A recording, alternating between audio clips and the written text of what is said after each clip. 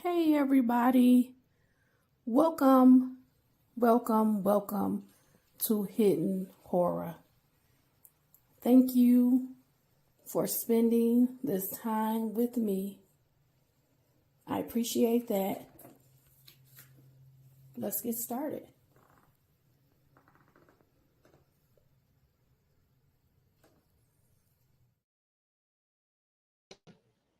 Hey everybody, welcome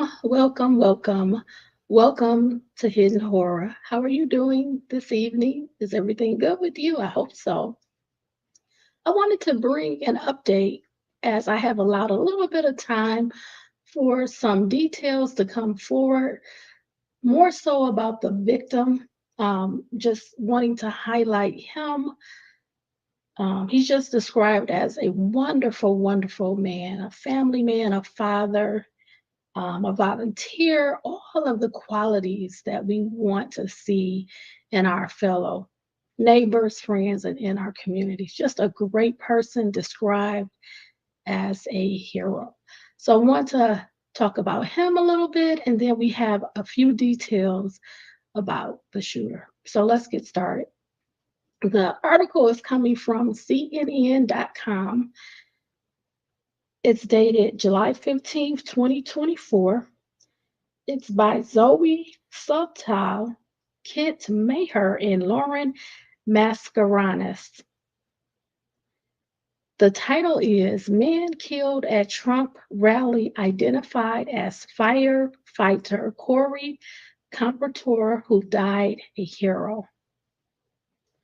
Friends and neighbors are remembering firefighter Corey Comperatore, the man shot and killed during the attempted assassination of former President Donald Trump, as a family man who served his community and was quick to help friends in need. Comperatore was one of the thousands of people who attended the rally in Butler, Pennsylvania, part of Trump's 2024 re-election effort. He died trying to protect his family, according to Governor Josh Shapiro. Pennsylvania State Police confirmed his identity on Sunday. Authorities have identified the gunman in Saturday's attack as 20-year-old Thomas Matthew Crooks, who was killed by Secret Service agents at the scene after the shooting. The FBI is investigating the attack as an assassination attempt, the agency said. Shapiro, who directed flags to be flown at half staff in Comperatore's memory, said he spoke to Comperatore's wife and two daughters Sunday. An avid Trump supporter who was excited to be at the rally, Comperatore dove on his family to protect them from the gunfire, Shapiro said. Corey was a girl dad. Corey was a firefighter. Corey went to church every Sunday. Corey loved his community. Most especially, Corey loved his family, said Shapiro. In an interview with the New York Post on Monday, Helen Comperatore, the widow of Corey Comperatore, shared her husband's last words, spoken as he shielded his family from bullets that ultimately took his life. He's my hero, Helen Comperatore said. He just said, "Get down." That was the last thing he said. Mike Morehouse, who lived next to Comperatore for years, told the Associated Press he counts Comperatore as a hero and intends to vote in the upcoming election in his memory. As soon as I heard what happened and then learned that it was to Corey, I went upstairs as soon as I got home and I registered to vote, Morehouse told the AP. This is the first time I've ever voted, and I think it will be in his memory. In addition to Comperatore's, two people were critically injured in the incident, according to Pennsylvania State Police. David Dutch, 57, of New Kingston, Pennsylvania, and James Copenhaver, 74, of Moon Township, Pennsylvania, are in stable condition, state police said Sunday in a news release. Dutch and Copenhaver are recovering at Allegheny General Hospital, according to the hospital officials. The Marine Corps League of Pennsylvania, Inc. identified Dutch as a commander in their organization's location in Westmoreland County. Vice Commandant Matt Popovich said on Facebook Dutch underwent 2 surgeries after being shot in the liver and chest. These victims and their families are certainly in our thoughts today, said State Police Commissioner Colonel Christopher Paris. The Pennsylvania State Police continue to work tirelessly alongside our federal, state, and local partners as this investigation continues. The former president was shot in his right ear, he said on social media, leaving his face covered in blood. A GoFundMe campaign for the victims' families, verified by the fundraising platform, had raised more than $4.5 million by Monday evening, more than triple its initial goal. More than 59,000 donations have poured in, according to the website. A separate GoFundMe campaign for Comperatore's family, also verified by the platform, collected more than $1 million by Monday evening. That campaign, organized by a man who described himself as a neighbor and friend, had an initial goal of $7,000. Helen Comperatore told the New York Post she and Corey were childhood sweethearts and about to celebrate their 29th wedding anniversary when the family headed to the rally to support Trump.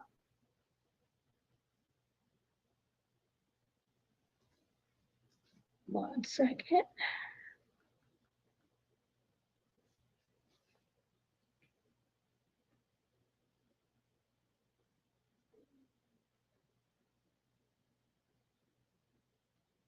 Me and the kids were all there as a family, she said. He was just excited. It was going to be a nice day with the family. Describing her late husband to the newspaper as a simple man, Helen Comperatore said he put his wife and kids first all the time.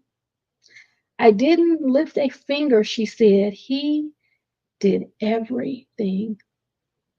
She also told the New York Post President Joe Biden did try to call, but she doesn't want to speak to him. My husband was a devout Republican, and he would not have wanted me to talk to him. However, Helen Comperatore added she does not hold the current president responsible for what happened to her family. I don't have any ill will towards Joe Biden, she said.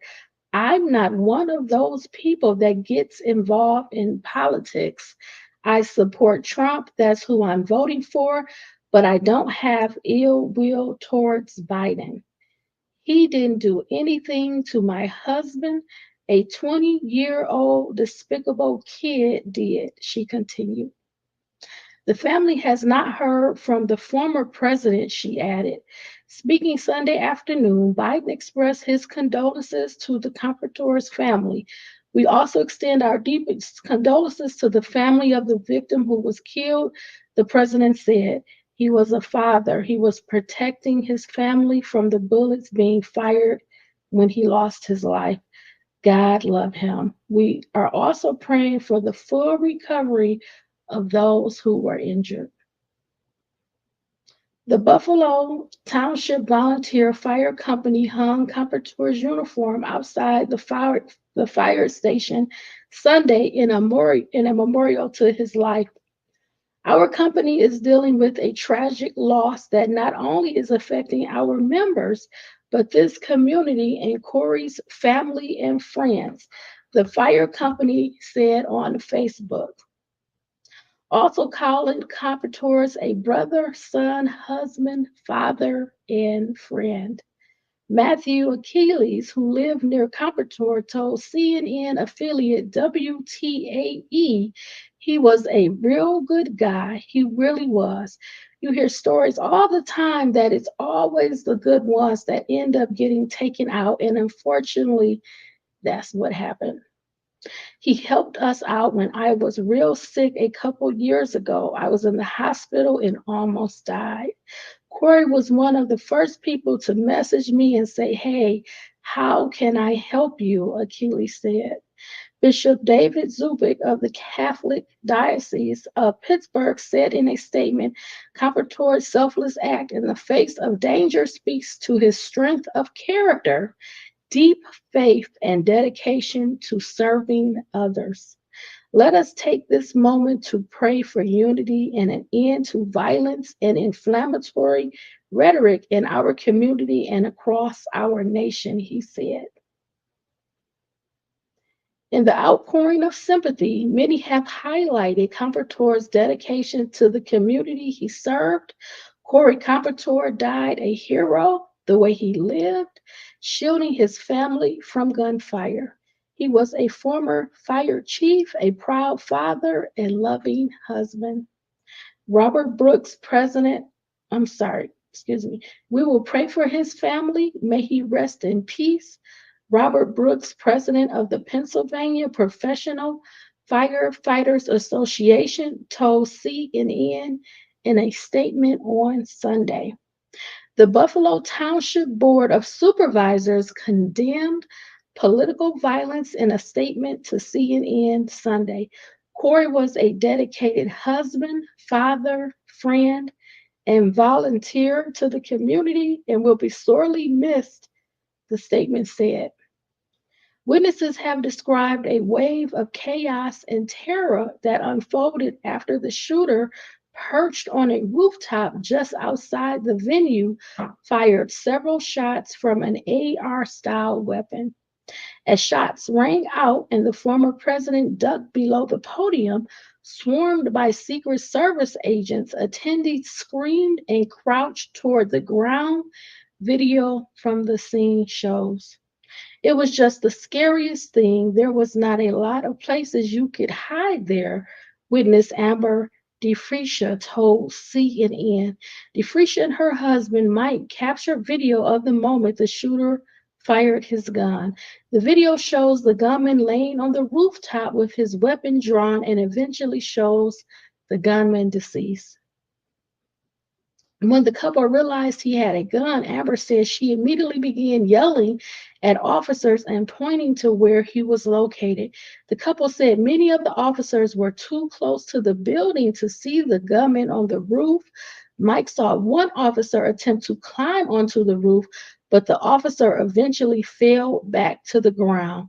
GOP Congressman Dan Muser told CNN he was sitting in the front row of the rally with Pennsylvania Senate candidate David McCormick and Republican Rep.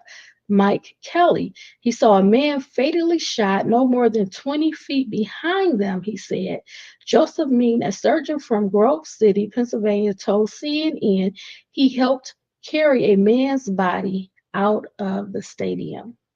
Everybody started certainly screaming, asking for a medic, and honestly, it was a bloody scene, Muser said. He was to the far right of the podium filming Trump's speech when he heard the gunshots. Just as I was panning back, I heard 7 gunshots in rapid succession in under 2 or 3 seconds. I am familiar with guns. I knew immediately it was gunfire, Mean told CNN. I saw him get hit. Mean said he looked back in the direction the gunshots had come from. I saw a man in the bleachers was hit directly in the head. There was a woman who was hit in the hand and forearm, a non-critical wound. He said he went over to see if he could render any aid, but another doctor was already tending to the woman who'd been shot. I helped carry the body of the man out the stands, he said. They took the body to the tent behind the bleachers. Dr. Jim Sweetland, a retired emergency room doctor, attempted to administer CPR on Comperatore. Sweetland told CNN he heard shots ring out and then a woman's voice cry out, "He's been shot, he's down." After performing CPR with the help of some bystanders, Sweetland looked up to see Comperatore's family and said the look on their face is something I'll never forget. Sweetland said he wants to tell Comperatore's family, "Your father died a hero." As he was leaving the rally, a combat vet stopped Sweetland and said, "Brother, there's blood on your face. Here's some water. You can wash your face off with it," the doctor recalled. "That was another American reaching out to help me after I tried to help Corey, and to me, that's what America is all about," he said. Republican Rep. Ronnie Jackson of Texas said his nephew was also injured in the shooting. In an interview with Fox News, Jackson said his nephew was grazed in the neck. A bullet crossed his neck, cut his neck, and he was bleeding. The congressman called it a horrific experience. Another attendee who witnessed the shooting described an atmosphere of complete shock. "It was too close for comfort," Donna Hutz told CNN. She and her son were just a few rows in front of the attendees who were shot. She looked up and saw the injured attendees with lots of blood covering the bleachers, she said. The shooting created shockwaves around the world, with international leaders including Biden, UK Prime Minister Keir Starmer, and the Vatican condemning the attack and political violence more broadly. Authorities are still investigating both the shooter's possible motives and how he was able to access the area with a weapon. It is surprising, but all the details of that will come out in the investigation. FBI Special Agent in Charge Kevin Rojek said in a news conference when asked how the shooter was able to fire several shots. I'm going to share with you a video about Corey Comperatore. So give me one moment, please. The video is linked on the Hidden Horror Facebook page. It's titled "Remembering Trump Rally Shooting Victim Corey Comperatore."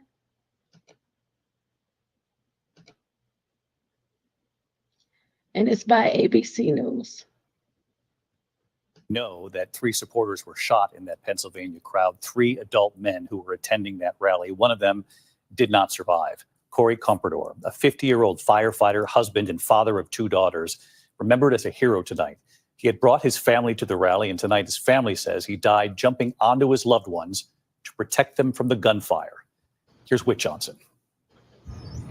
At the Buffalo Township Volunteer Fire Company, black bunting hangs in honor of 30-year veteran Corey Comperatore. He's a guy with a smile that lit up a room, volunteered here for years, doing life-saving stuff for complete strangers, putting his life on the line. Corey's uniform still on display in his locker next to those of his fellow firefighters. A day earlier, the 50-year-old husband and father was in the crowd with his family at former President Trump's rally as a hail of gunfire erupted. An attempted assassination against Trump. Corey killed in the chaos while shielding his family. He was protecting his family from the bullets that were being fired, and he lost his life. God love him. Corey was a girl dad. Corey was a firefighter. Corey went to church every Sunday. Corey loved his community, and most especially, Corey loved his family.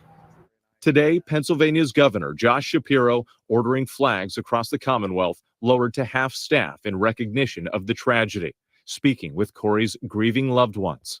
They have some very challenging times ahead of them. They will have an empty seat at the dinner table for the rest of their lives. But we need to make sure that Corey's memory is forever a blessing. Corey's family posting tributes online. Those who knew him not surprised by his sacrifice.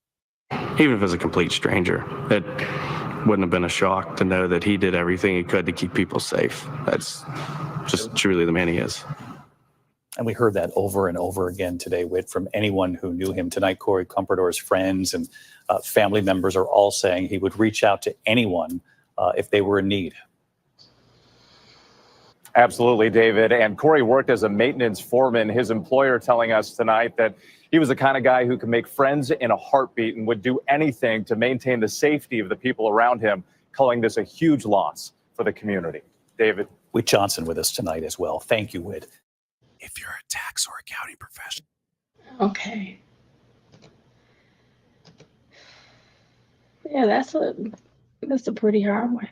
You have someone that's just a great person, the kind of person you want to see more in the community, more leading a family, volunteering, things of that nature. So, we just send our condolences out to his family. There just are no words that you don't expect something like this to happen in this manner. So we just sending all our love and blessings and hope for you as you go forward. The last thing I'm going to bring up is there's been some more details coming out about the shooter. So I'm going to share one video and then we'll wrap it all up. So let me share that video.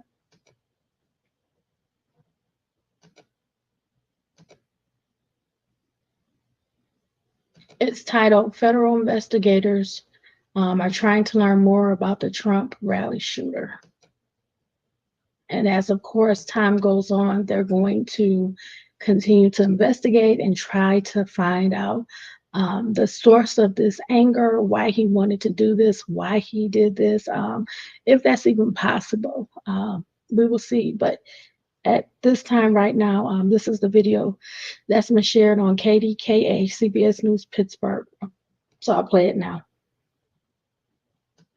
And tonight, federal investigators are delving into Crooks' history. He's being described as a highly intelligent loner who somehow had a secret plan to kill the former president. Police say they found suspected bomb-making material in Crooks' car and evacuated 2 square blocks in Bethel Park while searching his parents' home. That's where we find KDKA lead investigator Andy Sheehan, who shares what he's found out about the would-be assassin. And Andy, what can you tell us? Well, Erica, news that Thomas Crooks was behind this assassination attempt comes as a shock to this quiet Bethel Park neighborhood.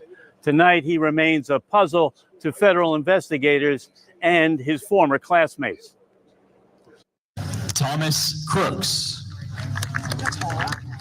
To a smattering of applause, Thomas Matthew Crooks, who failed in his assassination attempt on former President Trump, is seen here graduating from Bethel Park High School 2 years ago. News of his brazen act comes as a shock to his former classmates. Anyone who knew him, close or not, it was just not something that we would have ever seen coming. Described as a highly intelligent student who excelled in advanced placement classes in both history and math, former classmate Summer Barkley said he was quiet, kept to himself, but was always with the ready answer. Everyone kind of knew him as the kid that knew everything. So everything we would always joke, say, I bet Thomas knows the answer to this question. If we don't, Thomas knows it. Like, you could look at him and you would be like, something's a little off. Though Barkley said Crooks did have a few friends, others described him as a loner with an odd demeanor who was picked on by other students. He did sit alone at lunch. Like, he was always alone. I mean, he was bullied every day. Crooks is the son of Matthew and Mary Crooks, here in this middle-class neighborhood in Bethel Park. State records show both parents are licensed behavioral counselors. Matthew works nearby at Community Care Behavioral Health, a subsidiary of UPMC Health Plan. Despite his academic achievements, Barkley said after graduation, Thomas Crooks did not go away to college and instead stayed home, living with his parents and enrolled in the Community College of Allegheny County. Sources say federal law enforcement is investigating his mental health history and emotional state leading up to the shooting. The FBI confirms it was Matthew Crooks who legally purchased the AR-15 style semi-automatic rifle his son used in the attack, which wounded the former president, killed an attendee, and critically wounded 2 others. Another student tells CBS News, as a freshman, Thomas Crooks unsuccessfully tried out for the rifle team at the high school, but did not make it for being a poor shot. Other students tell us Crooks had a keen interest in history and government affairs, but did not display overt political feelings. According to Pennsylvania voter records, he was a registered Republican. But there is also this Federal Campaign Commission record of a 2021 donation giving $15 to Act Blue, a progressive political action committee which funds left-leaning Democratic candidates. His mother, Mary, is a registered Democrat, and his father, Matthew, is a libertarian. Residents were evacuated last night when federal agents commenced the search of the house and have not been able to return. No, and my wallet and everything is in my house, so I've been driving around with this dog all night. Now, this neighborhood has been evacuated and will be evacuated until further notice. Meanwhile, federal investigators are trying to put together the puzzle that is Thomas Crooks. Reporting live in Bethel Park, Andy Sheehan, KDKA TV News.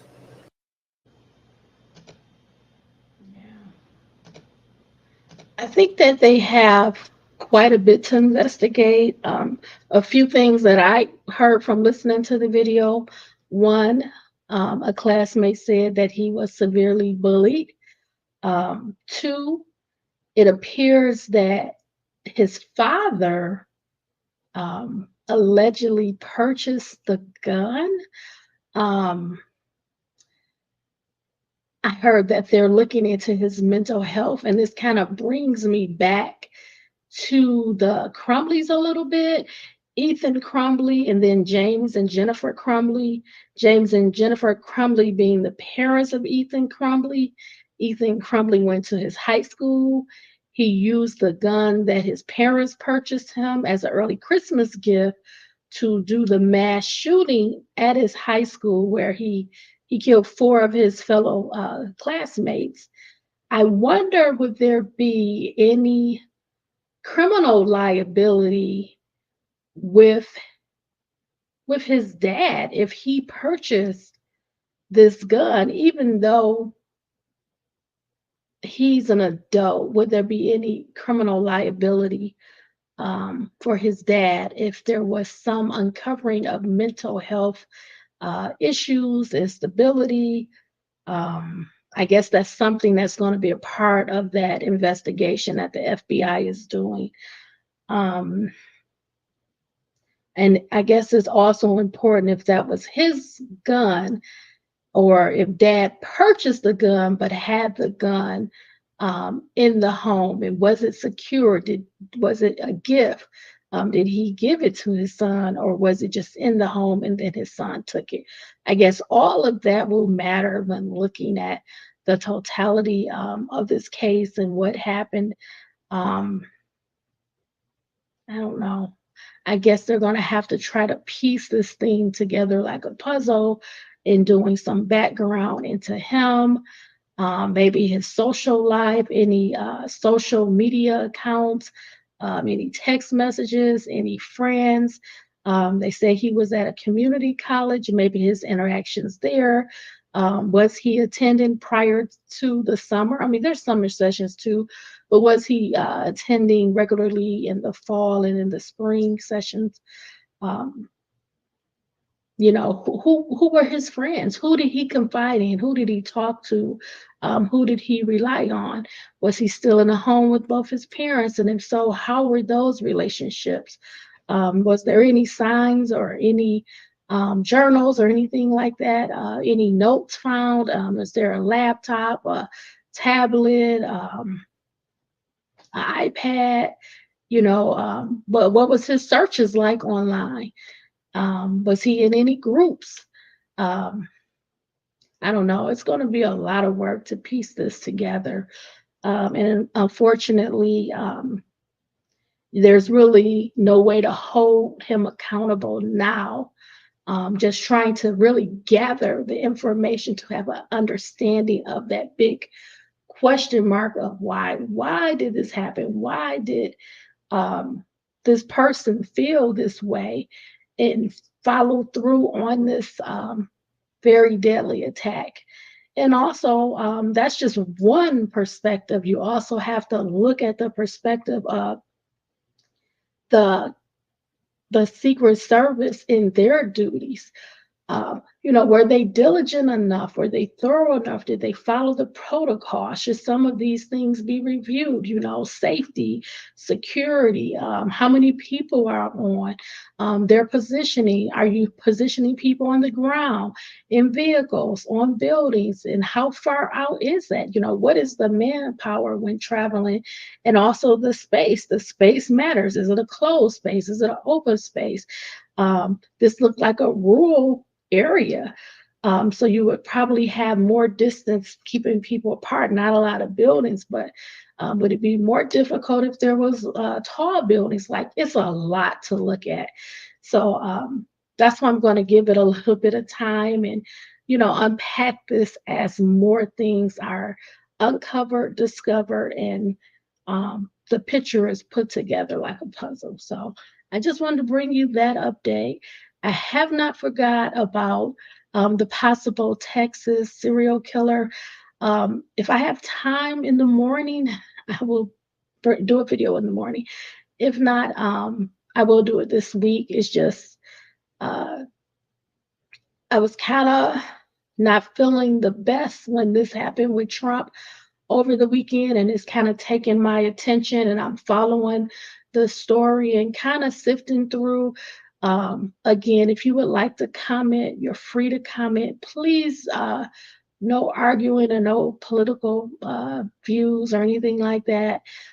We just want to discuss the details of what we're uncovering, but we really don't want to have any political conversations. This is not a platform for that. I'm sure maybe others, because I read and seen a lot of articles and videos, and that's just not something I want to have here. I want people to be able to feel free to put whatever comments, just please keep the politics out.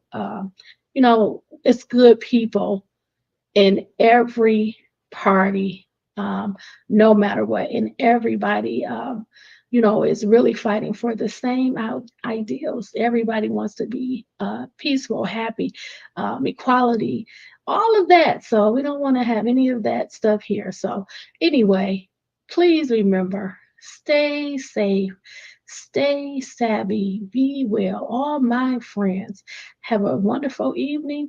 And I will come back with an update as the story continues to unfold. I do want to find out, it's been a couple of days, how President Trump is doing, how he's feeling, if he's having any issues from the shot, and also how the two victims, they say, the two other victims that were injured, they said that they were in critical condition. How are they doing now? Do we have any more update on their medical condition now that it's been a few days? So I will come back and bring an update as soon as I find out some more information. So thank you again for spending this time with me. Have a great night. Bye, everybody.